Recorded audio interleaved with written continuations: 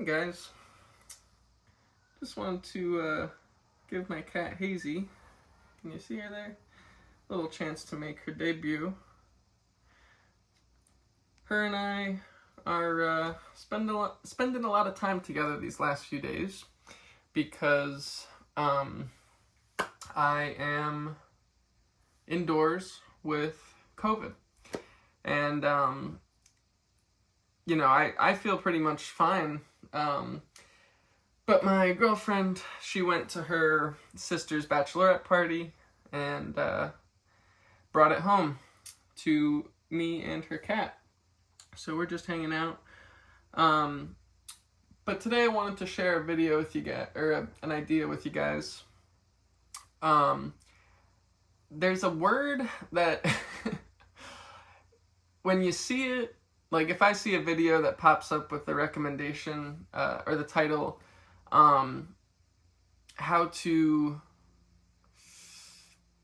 stop procrastinating. Just that word procrastinating. I see that, and that's probably a video I'll never click on because I feel kind of like powerless at times to the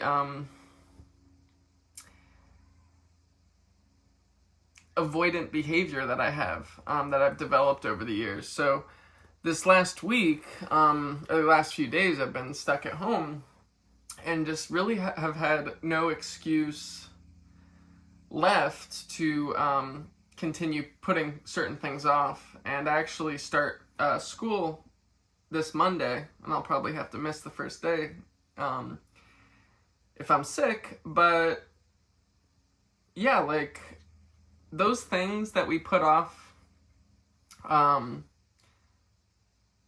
they just weigh on us. There's no real way to actually get out of those things. And I'm talking about like the physical tasks. Laundry, doing the dishes, chores, and then like some more important things that need to be done, like, well, they're, equally important, but more long-term things. Getting your car registered every couple years or whatever, getting your inspection, getting your oil changed, filing your taxes, stuff like that. So it's just like these basic chores of life that need to be done, and life will always demand some type of action from us, and if we put these things off, they only become harder to deal with. And the same is true for emotional tasks, emotional chores, but really things that are weighing us down mentally that we continue to put off. So something might arise that is like a sensitive subject, causes some pain for us, and and as I've been saying in recent videos, it's easier nowadays than ever before to distract yourself and to occupy your mind. When we sit in front of our cell phones, guys, people often describe the phones as like extremely stimulating, but when you're feeling extremely stimulated, how do you feel? Because for me, when I'm stimulated, usually it's an you feel energized, you feel more awake. There's something to kind of have like an interaction with. So usually for me, as you can tell, I like to talk. In my friendships and conversations with coworkers and stuff, I just sort of lost my train of thought there. Where was I going? Oh, sorry, stimulating. So that is usually like when I feel the most alive. I'm like, oh my gosh, this is great. We're having this really interesting discussion. We're learning more about each other, honing in on our own beliefs and perspectives about things. So that's what I consider stimulating. how I feel in front of the cell phone or the internet. Maybe you get stuck in a YouTube rabbit hole, or maybe there's a social media that you just find yourself scrolling on, or maybe it's a game that you play on your phone, or just video games in general. But regardless, actually, let's not use video games. Because for this example, for what I'm getting at here, it's really, with video games, there's still some input, but with most like social media and YouTube, you're just sitting there. It's all happening to you, and there's nothing really being asked of you. That is a very like sedating experience. It's not stimulating, it's sedating. It puts you to sleep. It zombifies you. It just brings down your focus, your energy, your consciousness. And it makes it much easier while you're in that state to avoid intrusive thoughts that kind of continue to arise that we just keep putting off. I was in a situation where I was just, like, my living situation was just extremely stressful a few years back. And there was no escape from it. Like, unless I physically was going to put a stop to what was happening, or, like, verbally, like, speak my mind and try to make a change, I wasn't really willing to go down that route at that point. And I was just so stressed, and I remember always just looking for an escape, basically. And that's what the cell phone was. And as I continued to put this thing off and just let it get worse and worse and worse, I started becoming very dishonest with myself, because rather than having this like physical task that needs to be done, like the dishes, visually it's right there, you know what I mean? Like, you can watch the sink pile up and overflow with dirty dishes, and maybe there's like it starts to have like a bad odor, and so finally, like, there's no denying it. There's no narrative that you can tell yourself to convince yourself that the dishes aren't dirty. Although you can probably say, I can do it in the morning, I can do it tomorrow, and stuff like that, and put it off that way. But eventually, something, it'll reach a point where there's just no putting it off anymore, and you really have to do it. With this situation, it wasn't physical, it was mental.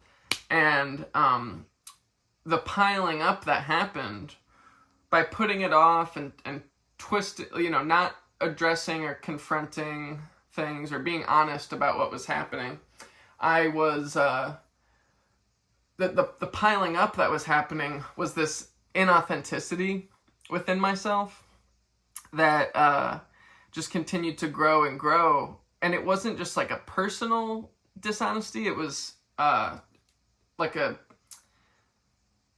wasn't like I wasn't lying to myself about who I was more lying to myself about the world I was living in, and just trying to tell myself that I was, safe and everything was cool, when that just wasn't really the case. So know this: if you're putting these things off, if while I'm talking about this, you have something that you know is digging at you, and you're putting it off, if you relate to this description of what I'm saying, just know that when you're putting it off, you're kind of like pressing pause on this conveyor belt that has all of these things on it that are just coming down the track toward you. And you can like put that thing on pause and like try to prevent it from getting closer, but there's no reverse button. It won't actually get further away. And eventually the cycle will continue on its own. Life will force you to, eventually admit to the truth, or the truth will reveal itself on its own, and And depending on how long you've been denying this thing, it could really, shock you when reality sort of forces itself onto you. This conveyor belt will just pile up, and all that stuff, like, it's not going anywhere. So as long as you're willing to exist and to be alive, you will have to continue pushing this away. But just know that while it is painful, and that's the reason we're hiding from these things, you can build a relationship with these harsh realities and topics and traumas, and you can become, you can start a path toward making your peace with those things, toward forgiving people, removing those angry, frustrated, sad thought forms inside of you, and just start to accept reality as it is with a confidence about you. It's like I was talking in a recent video about the comfort zone, how like when that conveyor belt starts piling up, your mind, like that comfort zone becomes this very small circle that you can't really step out of, because there's so many different areas that you aren't willing to explore in your mind. And that just causes your mind to just get jammed up and blocked, and you don't have what I call like freedom of mind, just an ability to think freely. One thing that I've noticed, and people in my community, friends and family, there's two things that really restrict people's freedom of mind. It's three things, sorry. Trauma is one of them. So areas where they're just not able to go down, or they'll get sort of like triggered. So it's like, oh, I can't watch that movie, it touches on that topic, or I can't listen to that music because it reminds me of a certain thing. So that's one thing. Another one is political ideologies, and really like political communities that we find ourselves in. People get really devoted and committed to pleasing the people around them with their political views, and it becomes sort of like this team mentality, and you stop allowing yourself to think freely because you don't want to go against the grain of that group that you're in. So when thoughts of like, natural thoughts, just being curious about our beliefs and like how we see the world, if those natural thoughts that arise start to divert from the narrative of your community, then you suppress that. You're like, oh, I can't think that. That's actually a bad thought because it goes against with what, in my political group or ideology is considered good. So I can't think freely because I have to follow these rules. Similar thing, number 3 on that list is religion. And that goes a little bit deeper because the community exists and is just as puts just as much pressure and expectations on people as to what the right way of thinking is. And if you divert from that, you will not only be going against that group of people, but you'll actually also be going against your God, who in this case is sending you to the eternal punishment. And so that restricts a lot of freedom of mind. So once you start suppressing those things, just think of it as procrastination. Like those thoughts, like that, those feelings that those thoughts came from are legitimate and like need to be addressed.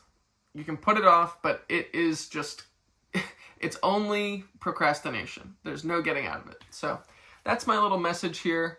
One last thing, I recorded a video last night. It's a very silly video. It's all over the place. it was late at night. I was very much out of it, and it's just kind of like a hangout. So I give you a little room tour, and I do like a little 3-card tarot reading, which I don't know anything about. But that'll be released, by the time it was uploaded last night, it was like 3 a.m. So that'll be released tonight, I think at like 11:30 p.m. I'll release that. And I screwed up. I accidentally released it at noon today. So a few of you might have seen it, but I'm going to re-release that tonight. It's just like a silly kind of hangout. And it's a little bit longer. So stay tuned for that if you like. Probably the less people who see it, the better. But I love you guys. Thanks for hanging out. And I'm feeling really strong, healthy, and I hope you are too. Love you guys. Take care.